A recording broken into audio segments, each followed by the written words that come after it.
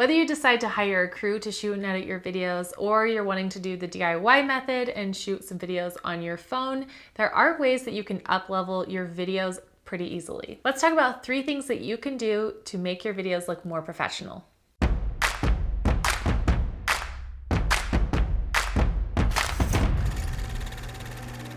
More and more video is being put out every single day by so many different creators, by businesses. People are realizing that if you really want to be serious in marketing your business, then you have to be creating video content. But it can also be really intimidating to a lot of people, right? They're like, I know I need to be doing it, but I don't know where to start. I don't know what to do.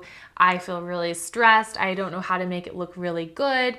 There's just like so many different reasons why people might not get started right away. And so the biggest thing I would say is just start ugly. If you're in a position where you're not ready to hire a crew yet, I mean, ultimately that's the dream, right? Even if you're somebody who started out doing the DIY method, you're eventually going to get to a point where you're like, I want somebody to do this for me. Even like the top YouTubers, they get to a point where they're like, well, this was really fun. I have the talent to edit. I know how to shoot, but it's a lot. It's a lot of work. There's a lot of different moving pieces. It takes a lot of time. And if you're doing it right, eventually you get to the point where you can hire a crew. But if you're in those beginning stages where you're just starting out, that's okay. You're gonna work towards that, right? You're gonna work towards the point where you can hire a crew. And in the meantime, you're going to create really crappy videos. And that's okay. It doesn't have to stay like that for very long, but just start creating content. The more you do it, the more that you're gonna get better. It's been really fun seeing some of my friends that have small businesses. They've started creating content and you can see it happens pretty quickly, right? They figure out their style, they figure out their voice, they figure out, a little better lighting, and their videos get better pretty quickly if they're doing it often enough. So yes, I know it's intimidating to do video marketing. I know you might be somebody who's like, nope, I don't want to be on camera. I feel uncomfortable. I'm awkward. I'm weird. I don't know what to do with my hands. We all started that way, right? The very first time that I had to go live, I was absolutely terrified. Absolutely terrified. We went out before we did the live just to do like a practice, and I was so nervous. And I was literally with 3 of my coworkers that I was very incredibly comfortable with. I was very good friends with them. I was very comfortable with them. And yet I was still like, oh my gosh, the camera guys, they're going to be judging me. My co-host, he's going to think I look like a weirdo. Like, I'm going to say the strangest things. Why did anybody ever allow me to have a job where I was going to be on camera? I was so scared. So I get it. It's okay. You're going to start there. But look, here I am now. I'm perfectly comfortable being on camera. This is nothing. I don't feel nervous at all.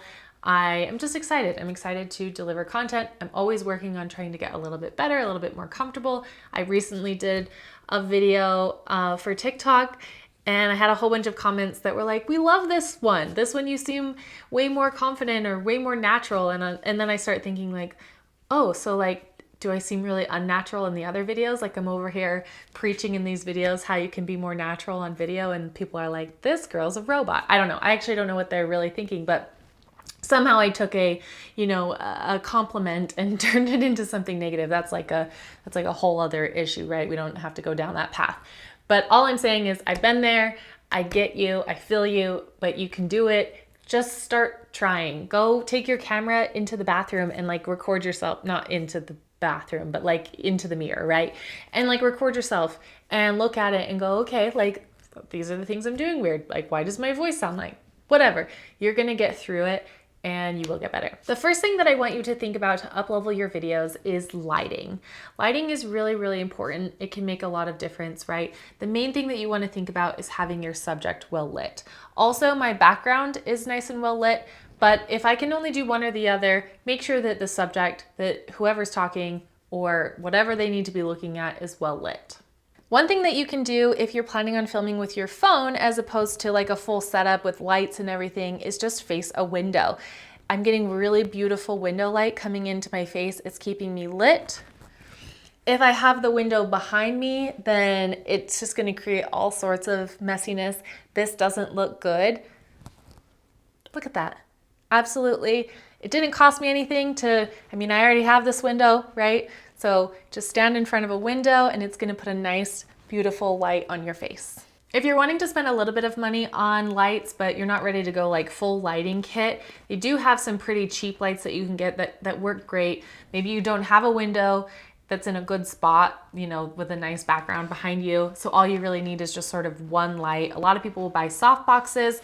I like these sort of LED lights. And the reason I like them is because I have a lot of control with them. So if I turn it on, ooh, that is bright. So I can turn it down. I can control how bright it is, but I can also adjust the color temperature. It's going to be kind of hard. Let me turn it down a little bit. I can also adjust the color temperature. So this is tungsten. And then here we go, back to daylight. So the nice thing about being able to control the color temperature is, for example, a lot of people's house lights are more of like a tungsten light, right? They're not daylight. So if I have to use some overhead lighting in my house in order for it to be well enough lit, I can change this to tungsten. I can change it to match the light, so I'm not getting a mixed color of lighting. I don't have like a more yellow overhead light over my head and then have a bright light coming in from my other lighting source, and then they're all mixed and it looks really ugly. And then from there, I can set the color balance on my camera, or, you know, your phone is gonna do an okay job doing a auto color, you know, white balance for you based on the light being the same color. One thing you probably noticed is that this light is really, really bright, right? So if I had this light on my face, even if it's kind of far away, right? Let's turn it to the right color temperature first. And even turn it down a little, right? Like this is pretty intense. It's a really, really, really harsh light. So one thing that you can do that's a nice trick that Ali actually taught me is, well, there's two different things you can do. A, I could point this up to the ceiling so that it's bouncing off the ceiling and then onto me. But if I do want to have a more direct light on the source, right? Also, you know, it's a little bit higher so that I'm not getting those shadows under my eyes. The way that I can do that I can use this light directly on me, but have it not be so harsh, is use an umbrella. So this is just a basic white umbrella. All I would do is put it on, right? Put it up, and then put it in front of my light. So now I'm creating this really beautiful soft light. It's not super harsh. Even when I turn it up pretty high, it's not as blown out as it was when it was just the light, right? So obviously it's gonna be really hard to hold this, but it would create a much prettier, this is beautiful, but it would create a much prettier light on my face as opposed to just having that harshness from the LED lights. It's like a trick to make it a softbox, but these are fairly cheap lights and they have a lot of control. So that's what I would suggest if you wanna just up level your lighting without spending a ton of money. The next thing that you wanna think about that can really up level your video quality is how you're recording your audio. So we always record our audio onto a separate device. We have mics on our cameras, so we're getting that redundancy, but for the most part, this is our main track of audio. It has a little transmitter, you've got the device that it's recording on, the H6N, and then I also have a transmitter, and I have a mic that's attached underneath my shirt here. So I'm really close proximity. It's going to get me the very best quality audio. You don't necessarily have to record it completely separately. I could attach these to the actual camera so that it's recording right into there. That way I don't have to sync the audio and everything in the future if you're not quite ready for that level yet. But I highly, highly, highly recommend that you have something beyond just like the in-camera mic to get better audio. Audio is super, super important in up-leveling the quality of your videos. Of course, right as I say that, a giant truck drives by. Hopefully you can't hear it too much because this is pretty good at isolating my voice. If you're planning on filming with your phone, you definitely could still record your audio to something like this, but if you're not quite ready for that level, there are lavalier mics, the mic that I have underneath my shirt, that you can connect directly to your phone. They're fairly cheap. I've had ones that were like 25 bucks. I got them off Amazon, and they definitely made for higher quality audio. Another trick that you have probably seen a lot of people use for like TikTok or Instagram videos is that they use their headphones. A lot of people will use AirPods, or you'll see them with like the little headphones with the mic there, and they sometimes they put a little close to their mouth, so be aware of that. But this does a pretty good job of being a microphone in itself.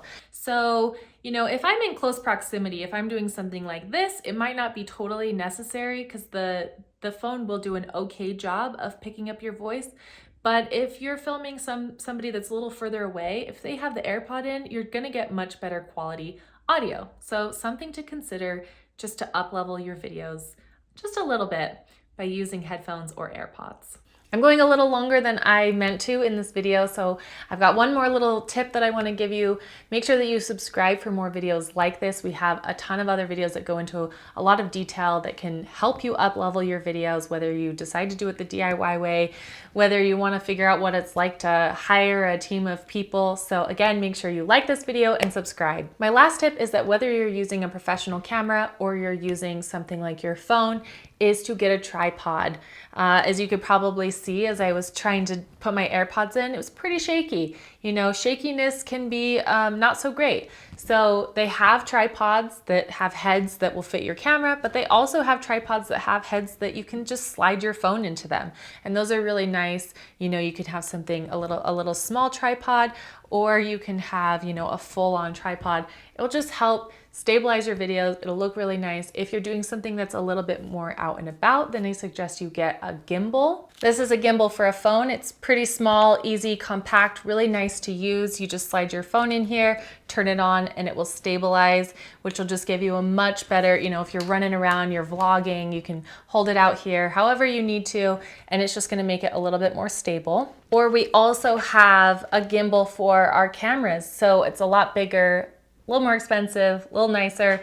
But this is really great when we're out and about, when we're grabbing B-roll. Sometimes we'll do like walking shots with our clients where they're walking down a hall and we're following them. Instead of, you know, trying to hold the camera as still as you possibly can, you put it on this. This is the Moza Air 2, I believe.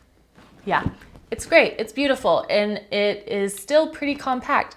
It's pretty light. Obviously, if you're filming on it all day, your arms are probably gonna get tired, but it's just a great tool to use. It's a really simple thing, stabilizing your videos so they're not shaky. It's going to make a big difference in making your videos look more professional. Whether you've been doing a YouTube channel for a while or you're just getting started, we talk about all of these things in more videos like I mentioned. We also do have a consulting program where we can walk you through a lot of these things if you're looking to do the DIY method, but you just want a little bit of support, help with some of these ideas, ways that you can, you know, optimize your descriptions, create better titles, create better videos, all of those different types of things, the whole system. Click the link in the description box below. You can talk to a producer and we can talk about how we might be a good fit to work together and help grow your YouTube channel or any other video marketing that you're trying to accomplish. We are your video allies. You've got this, we've got your back, and we cannot wait to see what kind of content you create.